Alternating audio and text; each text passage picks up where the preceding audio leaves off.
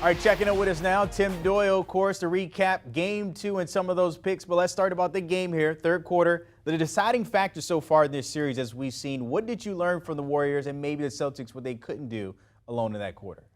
You know, I know people that specifically bet the Warriors when they're trailing at halftime because of the adjustments that Steve Kerr and his coaching staff has made throughout this run of 6 finals in 8 years. This is always like the Warriors' third quarter where they blitz everybody. They actually blitzed the Celtics in game number 1. Unfortunately, the Celtics blitzed them back in the fourth quarter of game number 1. But, yeah, it just looked like the attention to detail. They looked lazy, the Celtics. They looked like they won game 1 and they were like, yeah, we good. Like, we did what we had to do. And the Warriors played like the more desperate team. Andre Iguodala did not dress for the game. Instead of Gary Payton Jr. dressed.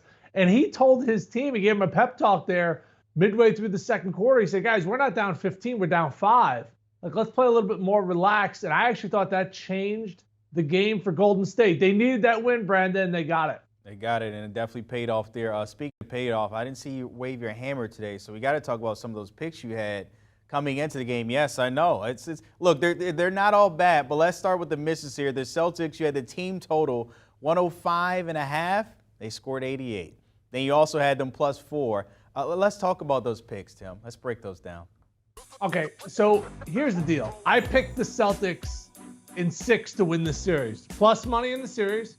And then I said, take a Tommy Tran amount of money, $1,000 or $2,000. You bet the Celtics in game 1, and if they win, you're done. Like, you walk away from the first 2 games.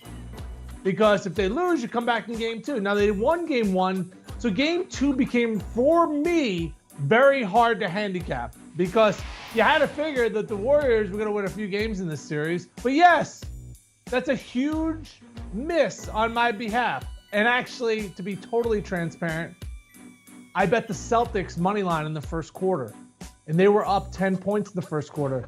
And then Steph Curry hit a bank shot with 0.5 left to put the Warriors up 1. And that's how I lost the first quarter. Brandon, I was in such a bad mood this morning that my beautiful daughter, Rose Doyle, we were sitting there.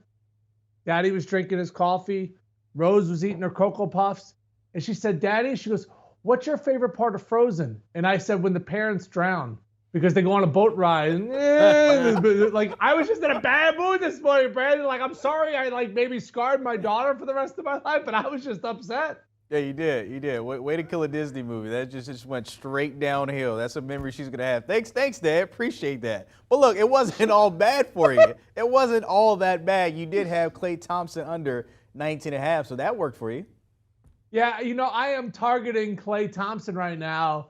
Like my buddy, when we used to go to the club, he used to target what we like to call wounded zebras, like someone that has like a bad hoof and stuff. He'd be like, ooh, that's the one I like. Like, that's what I've been doing with Klay Thompson here in the playoffs. Why? 12 times under 20 points in the playoffs.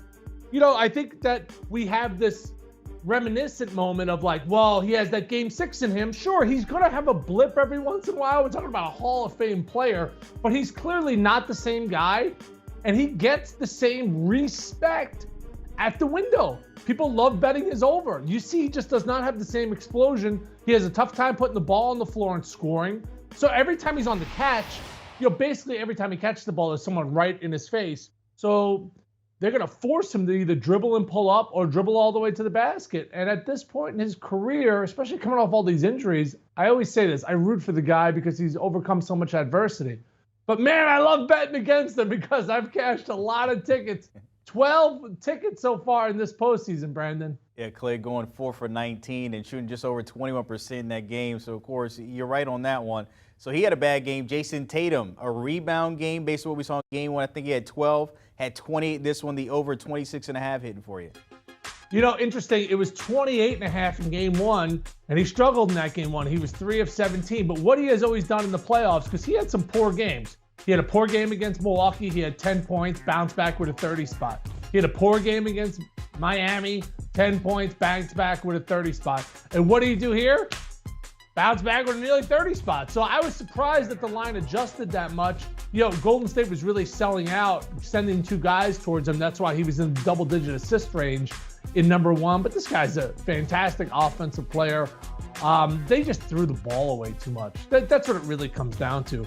19 turnovers. Ime Udoka said at halftime, he said, we gifted the Warriors 18 points off those turnovers. Like, when you're trying to beat Golden State on their home floor and you give them 18 points in the first half, like, you're not going to win games like that. They shot sub 40% from 2-point range. So this was just an utter disaster. And I always find it really hard to bet when I give you like game one right on the mark. Game two is a tough one to figure out. So I was like, I'm just going to bet the first quarter.